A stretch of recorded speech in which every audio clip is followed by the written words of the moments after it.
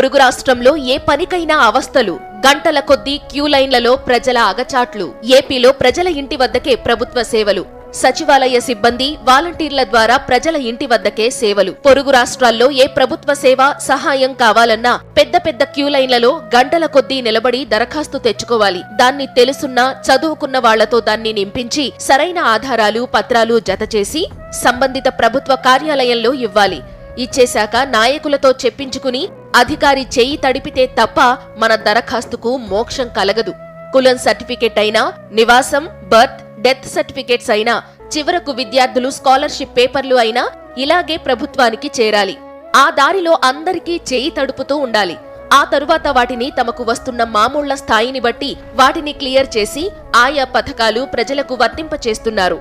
అదే ఆంధ్రప్రదేశ్లో అయితే ఏ పని కావాలన్నా మన గుమ్మం ముందుకు వస్తాయి. ఇంటికి ఆమడ దూరంలో ఉండే గ్రామ సచివాలయంలో సేవలు అందించేందుకు సిద్ధంగా ఉన్నారు.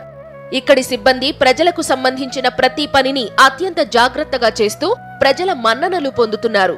వృద్ధులు, వికలాంగులు, వితంతువులకు ఇచ్చే పెన్షన్లు అయితే తెల్లారేసరికల్లా వాలంటీర్లు ఇంటింటికి వెళ్లి అందిస్తున్నారు.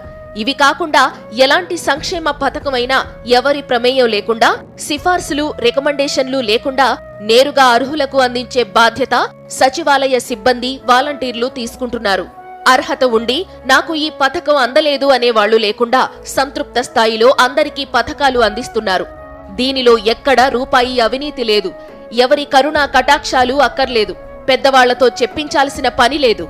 విద్యార్థుల స్కాలర్షిప్లు, పెన్షన్లు, సర్టిఫికెట్లు, నివాస, మరణ, జనన ధృవీకరణ పత్రాలు ఒకటేమిటి, ప్రభుత్వం నుంచి అందే వందలాది సేవలు ప్రజల గుమ్మం ముందు వాలుతున్నాయి. ఎంతటి అభాగ్యులకైనా సంపూర్ణంగా ప్రభుత్వ సేవలు అందుతున్నాయి. అది కదా సంక్షేమ, అభివృద్ధి పాలన. ప్రజలకు కష్టం కలగకుండా చూసుకోవడమే కదా పాలకుడి బాధ్యత. అందుకే వేర్వేరు రాష్ట్రాలకు చెందిన అధికారులు ఆంధ్ర వచ్చి ఇక్కడి పాలనా సంస్కరణలు చూసి అబ్బురపడ్డారు. దీన్నే ప్రజారంజక పాలన అంటారు. తన పాలనతో సీఎం వైఎస్ జగన్మోహన్ రెడ్డి ఇతర రాష్ట్రాలకు ఆదర్శంగా నిలుస్తూ ముందుకు సాగుతున్నారు.